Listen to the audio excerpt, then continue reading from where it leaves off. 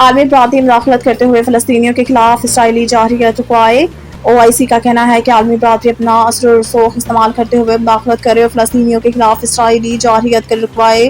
اسرائیلی جارحیت کے نتیجے میں سینکڑوں فلسطینی شہید اور ہزاروں زخمی ہوئے۔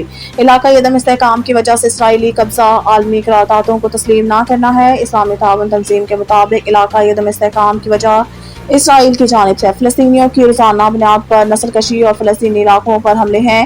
OIC اعلامیے میں کہا گیا ہے کہ عالمی برادری فلسطینی عوام کا تحفظ یقینی بنانے کے علاوہ فلسطینی علاقوں سے صہیونی قبضہ ختم کرانے کے لیے سنجیدہ سیاسی عمل کے لیے تعاون کرے اور اسرائیلی قبضہ ختم کرا کر فلسطینی ریاست قائم کی جائے۔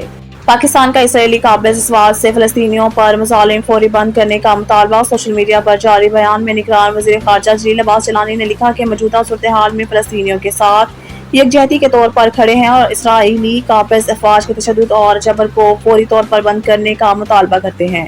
جلیل عباس جیلانی نے مزید لکھا کہ اقوام متحدہ کے قراردادوں کے مطابق اور 1967 سے پہلے کی سرحدوں کی بنیاد پر قابل عمل اور خود مختار فلسطینی ریاست کا قیام ضروری ہے۔ وزیر خارجہ جلیل عباس جیلانی نے کہا کہ عالمی برادری کو تنازعات کے خاتمہ اور شہریوں کی حفاظت کے لیے اقدامات کرنے چاہیے۔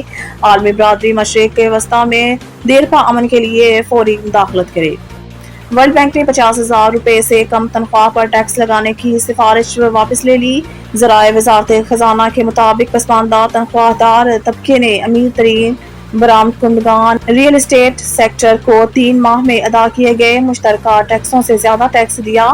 ترجمان عالمی بینک کی جانب سے جاری بیان میں کہا گیا ہے کہ ورلڈ بینک نے ہفتے کو 50,000 روپے ماہانہ سے کم آمدنی پر ٹیکس لگانے کی انتہائی متنازع سفارش پر اپنی پوزیشن واضح کر دی ہے۔ عالمی بینک نے کہا اس کی سفارش 2019 کے اعداد و شمار پر مبنی تھی جسے حالیہ مہنگائی اور لیبر مارکیٹ کے حالات کی روشنی میں اپ ڈیٹ کرنے کی ضرورت ہے۔ عالمی بینک یقینی طور پر موجودہ برائے نام حد میں کسی کمی کی سفارش نہیں کرتا۔ ترجمان عالمی بینک کے کہنا ہے کہ مناسب تبدیلیاں کم آمدنی کے تحفظ کے لیے ڈیزائن کی جانی چاہیے۔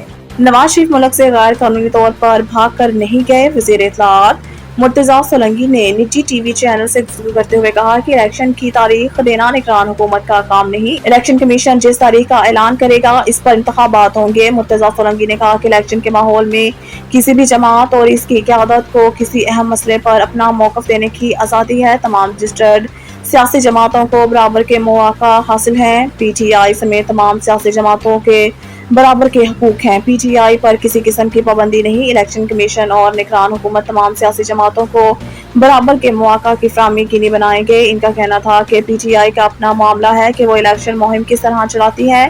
سیاسی جماعتیں مشکل حالات میں بھی اپنی الیکشن مہم چلاتی ہیں۔ اس حوالے سے PTI پر کوئی پابندی نہیں۔